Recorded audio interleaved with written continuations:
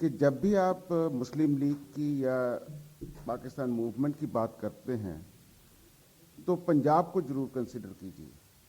बिना पंजाब के पाकिस्तान की मूवमेंट की कोई भी डिस्कशन जो है वो अधूरी है, क्योंकि पंजाब और बंगाल ये दोनों जो ऐसे प्रांत थे जो क्रूशियल थे।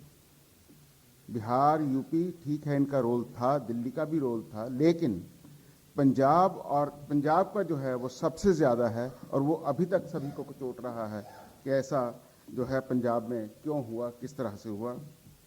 ये जो आप ऑल इंडिया आज़ाद की बात कर रहे हैं, मुस्लिम लीग की बात कर रहे हैं, आज़ाद मुस्लिम कॉन्फ्रेंस की बात जो आप कर रहे हैं, इसका पंजाब में भी देखिएगा कि पंजाब में इसका खाकसार विरोध कर रहे थे। हाँ, तो बात मैं अब व्हील ऑफ हिस्ट्री पे करना चाहूँगा, क्योंकि इस पे पूरी तरह से फोकस करके बात मैं समझता हूँ कि नहीं हुई।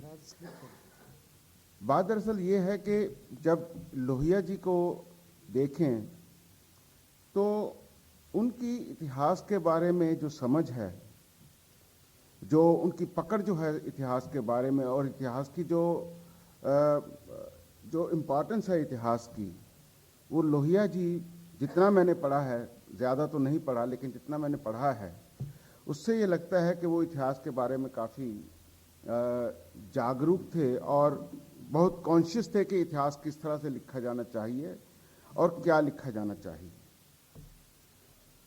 क्योंकि वो बार बार ये सवाल करते हैं, who am I, who are we, हम कौन हैं, मैं कौन हूं।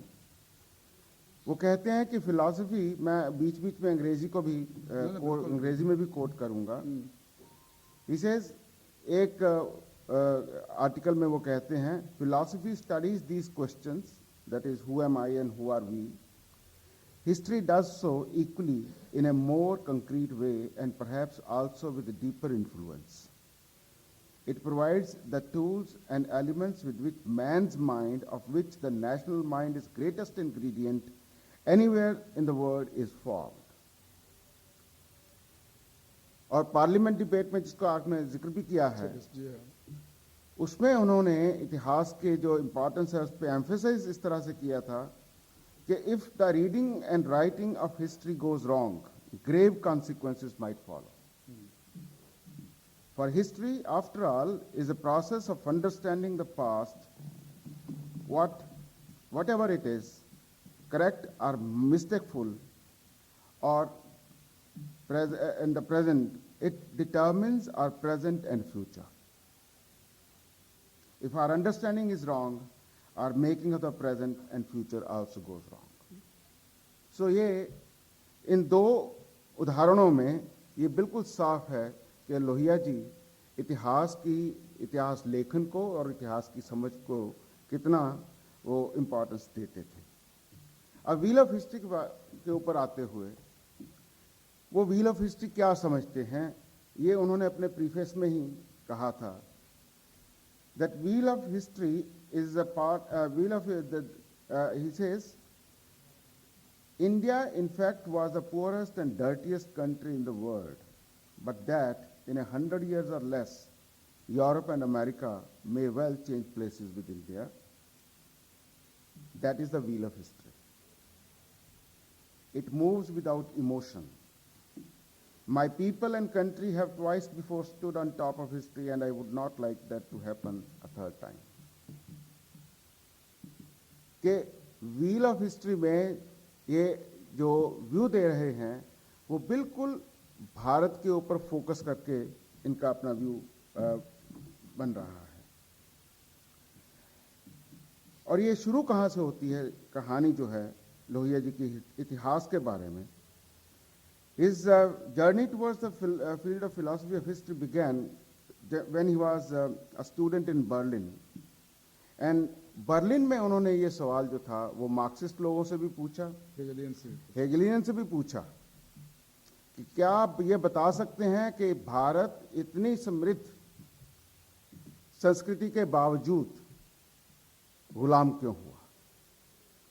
इसका जवाब ना तो उन्हें मार्क्सियन इतिहासकारों से मिला, ना मार्क्सियन साथियों से मिला, ना ही हेगेलियन साथियों से मिला। वो किसी भी जवाब से वो संतुष्ट नहीं हुए. He believed that there are always subtler motives and feelings which influence great men of history. And these motives and feelings dwell either in the subconscious or have not been communicated to us, and which are a vital key to designs and process and purposes of living. The search for philosophy of history, therefore, must continue, although with some humility. This is what Lohia said. इन सवालों को raise करने के बाद, उठाने के बाद, वो अपने जितने भी इतिहासकारी के व्यूज़ हैं, जैसे cyclical view of history, pseudo cyclical, इन सब बातों को वो जवाब देते हैं. And then he says, cyclical view के बारे में कहते हैं, मैं पूरी डिटेल में तो नहीं कहूँगा, लेकिन बीच बीच में से उद्धृत करूँगा. Taking a cue from the Indian philosophy of cycle of birth and death, Lohia said, analysts of history would do well to remember that which is born must die. It is true of people and historical groups as carriers of civilization and even of human civilization as such, and its cultural categories, that which dies must be born again.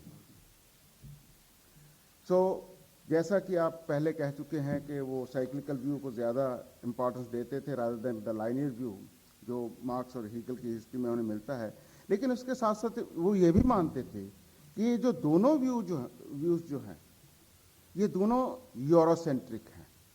दोनों view ये मान के चलते हैं कि Europe की सर्वोच्चता जो है वो किसी ना किसी रूप में बनी रहनी चाहिए और बनी रहेगी,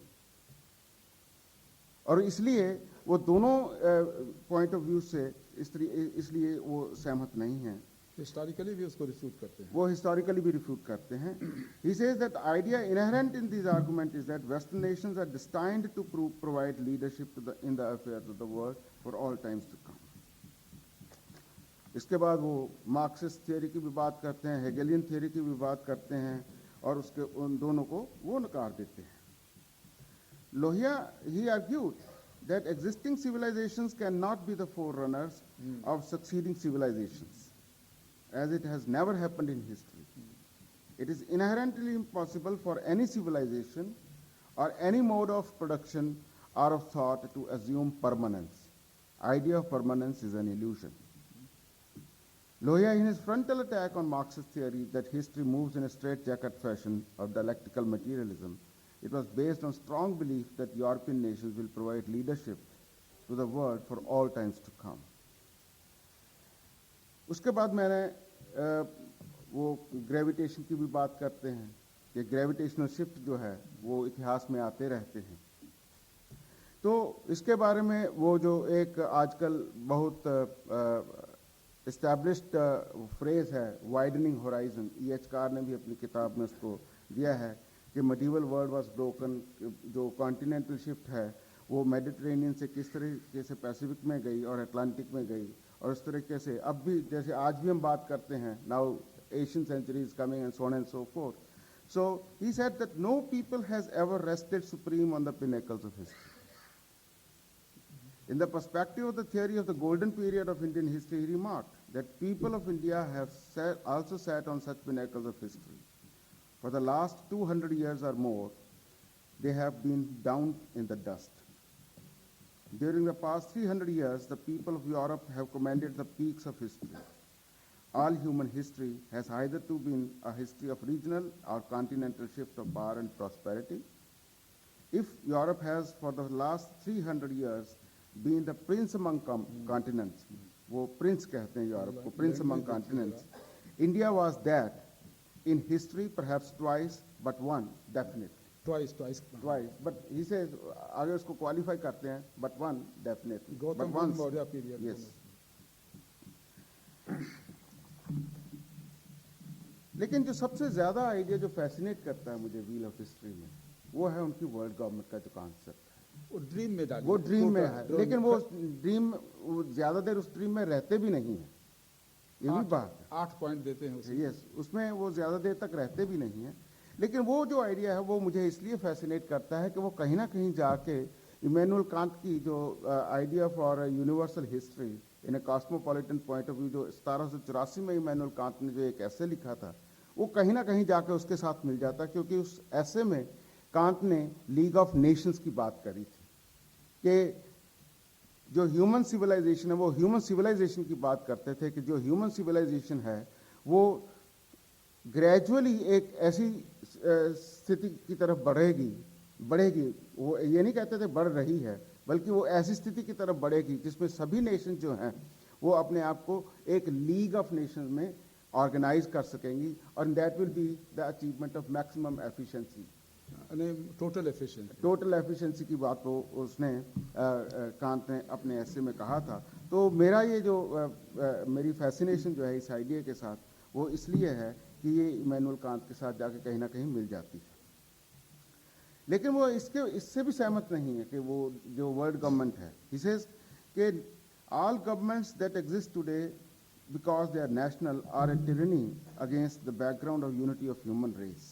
He cautioned also that national governments must ever exist, for a world government that would abolish them would itself become a tyrannical monster. The world government therefore should confine itself to the question of peace and war only, not for the whole of the affairs. लेकिन इसके साथ भी वो ज्यादा देर तक वो dream में रहते नहीं है, ज्यादा देर तक वो ड्रीम माने यूटोपिया, यस, उसमें रहते नहीं। लेकिन वो इसका जो टाइटल है इस चैप्टर का वो है करंट ड्रीम्स है, तो उसमें इसलिए मैं वो ड्रीम ही कहता हूँ। तो ये यूटोपियन आइडिया ही, लेकिन उसमें ये रहते नहीं हैं। तो क्योंकि वो ये समझते हैं कि जो वर्ल्ड पावर्स हैं उस वक्त की, या जिस तरह से आज भी ये वर्ल्ड पावर्स बिहेव कर रही हैं, कि ये अपनी टेक्नोलॉजी शिफ्ट कर रही हैं, फाइनेंशियल एड जो दे रही हैं, that is not without strength, and that is he says के assumption behind worldwide technical aid that European technology could be applied to the rest of the world is wholly erroneous. उसको पूरी तरह से नकार देते हैं कि ये जो है ये ठीक नहीं है। The structure of existing relationships is reflected in that spirit that motivates international behavior. और वो ये मानते हैं कि in a general way, he says, politicians who are nationally effective are internationally wicked, and these who are internationally good are nationally incompetent. So वो जो अपनी बात को उन्होंने कंक्लूड किया है इस मामले में, मैं एक सेंटेंस के साथ अपनी बात खत्म करूंगा। The basis of national politics is hostile to the development of an international conscience. National bread and freedom have been so planned in the thought and action of modern man as to militate against world peace, world bread and peace. Whether or not modern civilization will be able to overcome this original sin and achieve human approximation, जिसका जिक्र आपने पहले किया था, may perhaps admit of a partial answer after study of its driving forces and purposes. मैं इस बात के साथ अपनी बात समाप्त करता हूँ। धन्यवाद।